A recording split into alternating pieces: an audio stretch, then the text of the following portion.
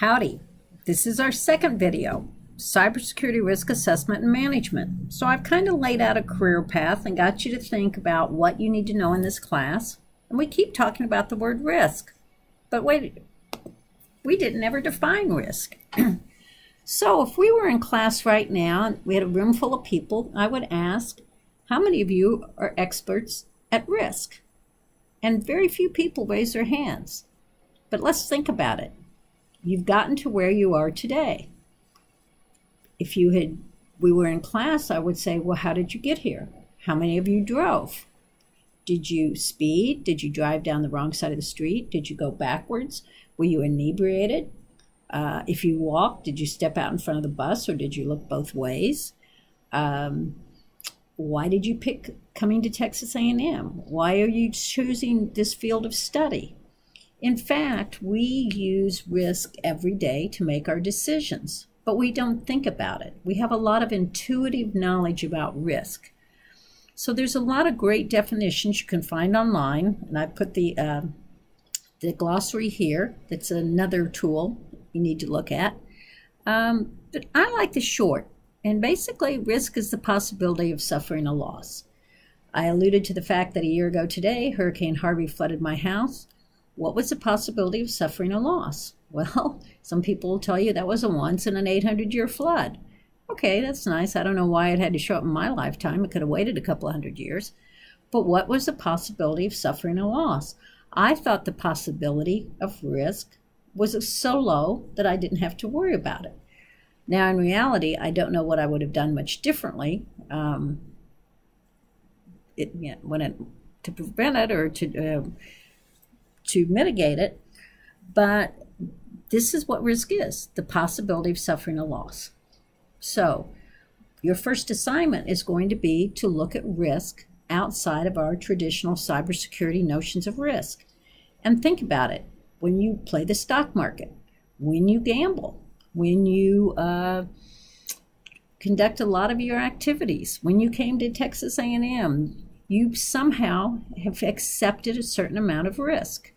I always like in the stock market over long-term planning when it says, historical averages shouldn't be used to predict the future, which is true. But basically, there's always that possibility of suffering a loss. So I put another longer definition that comes out of SP 800-30, which is going to be one of the guidebooks we look at.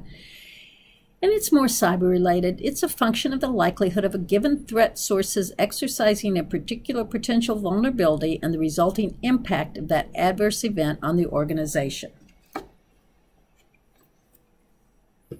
Now, as I said, we can look at other definitions for risk.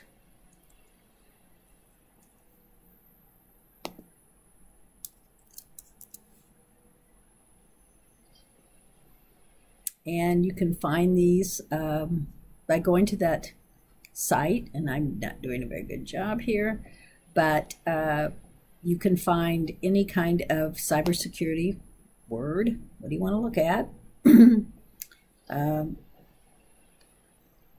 Defined here by the NIST link provided here. You can find several definitions of risk, and we're not going to worry about that right now. We want to have a common understanding. It's a possibility of suffering a loss. There is a vulnerability. What is that vulnerability? It can be electronic. I can have a worm. I can have a virus. It can be physical. I can leave my door unlocked.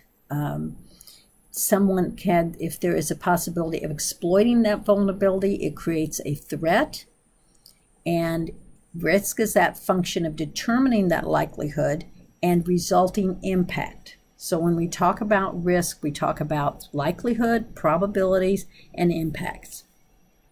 So what kind of risk is there? Oh, first of all, is how do you deal with risk? It's very easy. There's 4 ways. You avoid risk, you accept risk, you mitigate risk, or you transfer. Now, some people say share. I put it there, but I'm sticking with the first 4. So let me give you an example.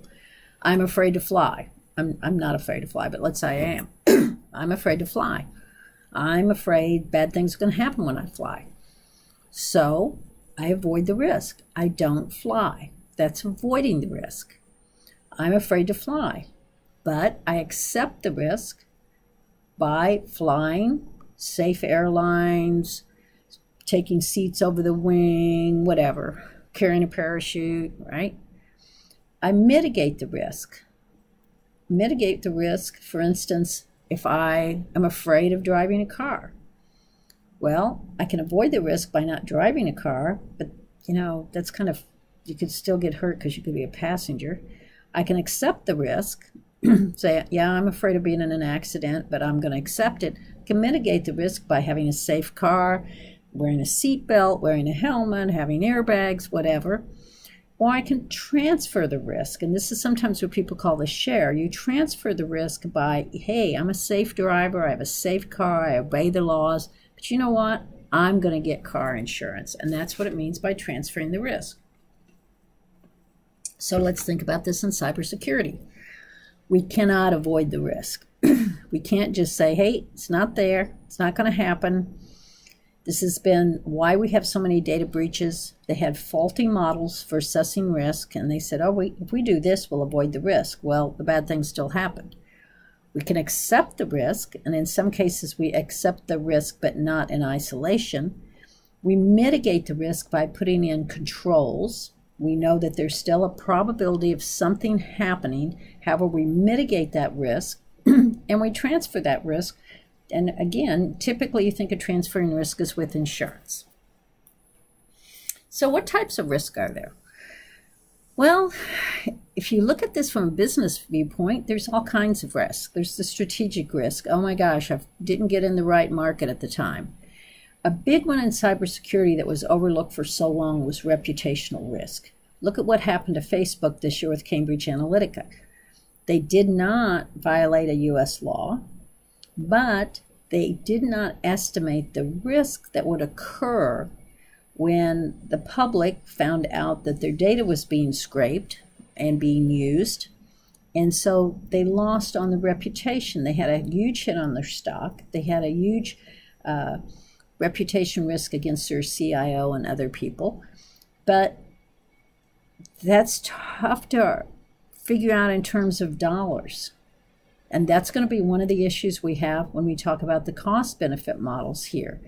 We can find the cost for replacing hardware, for doing certain things, but it's these things like reputational risk or others that we are finding more and more in data breaches, and it's tough to estimate. There's operational risk. Does it bring you down? Does it cease operations? Does it disrupt operations? There's compliance risk. Hey, I'm fine, I'm great, no data breaches, oh my gosh, but I ran afoul of laws by not properly crossing the T's, dotting the I's, doing the like. So you have this whole types of risk associated with possible cybersecurity. So what I want you to do on your own is to Google cybersecurity risk, and you'll see you come up with types of attacks. There's an emphasis on the actual attack vectors, but I'm going to think of risk in a broader scope. I want risk to be the totality of what happens when there's a breach. I want you to think about what the risk is and how we mitigate that risk.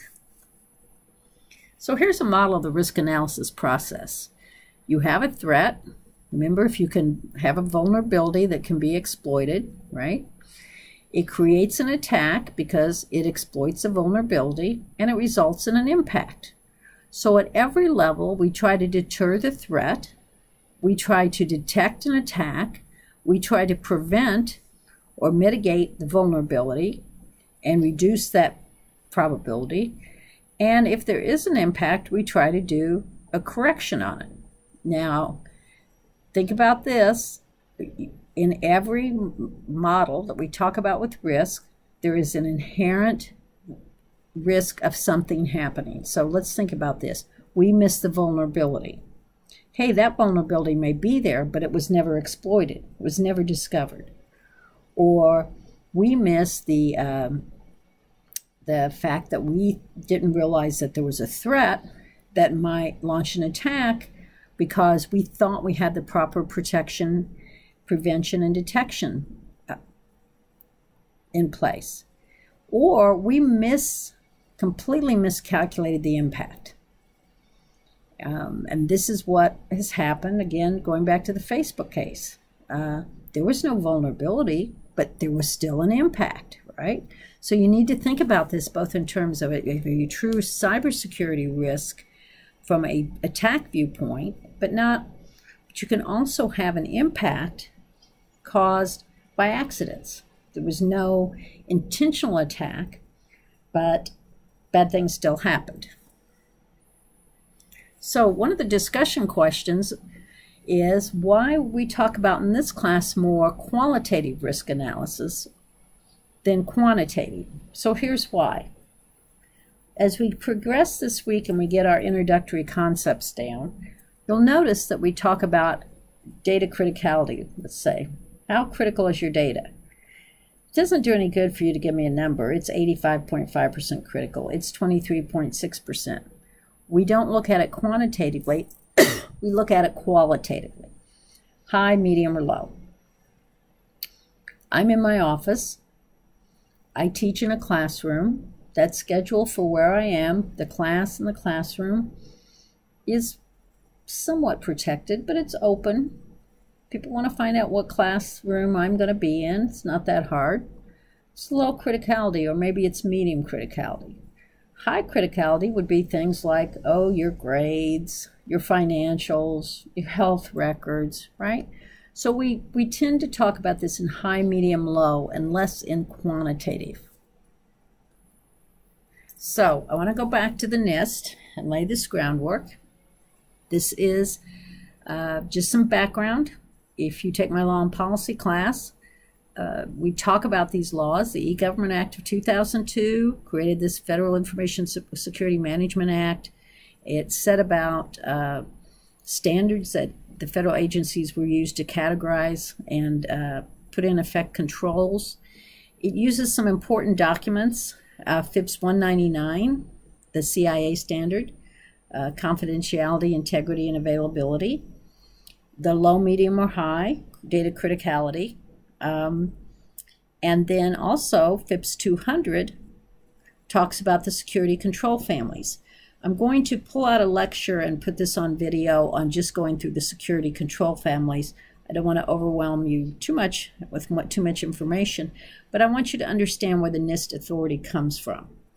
It is the basis of U.S. law. It does not, it applies to anyone in the federal supplier chain, which is about every company does some business somewhere with the feds. And it's now become the de facto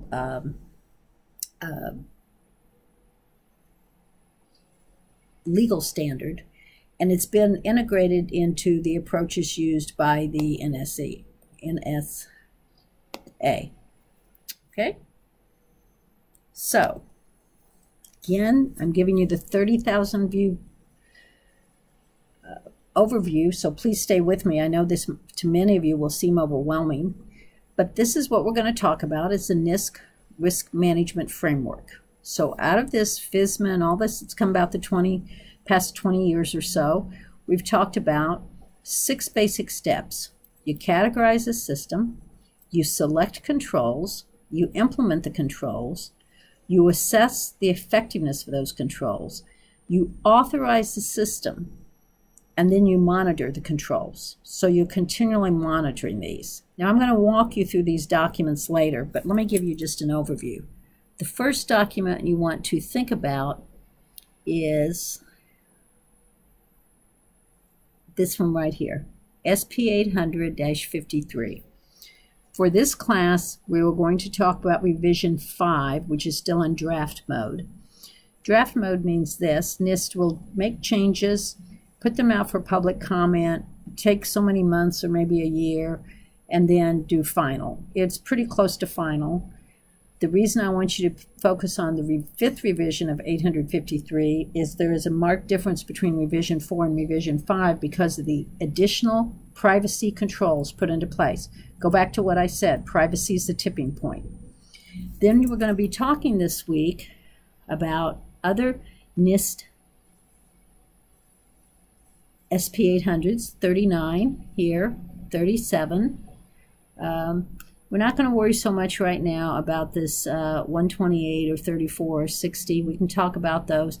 The ones we're going to talk about, 39, is because this is the risk management framework. One of these actually lays out how to do a risk assessment. Like I said in the introduction to the welcome, sometimes this seems to be very detailed, but this is the level of complexity and detail that you need to do to properly assess. So our NIST sources, we've talked about the workforce framework. You can find these. Revision 5, 37 is a guide for applying the risk management framework, and 30 is a guide for conducting risk assessments. And I believe it's Appendix L there that lays it out, chapter, line, and verse on what you need to do. So I think that's enough for this lecture. Let's leave it there. Be back soon. Thank you.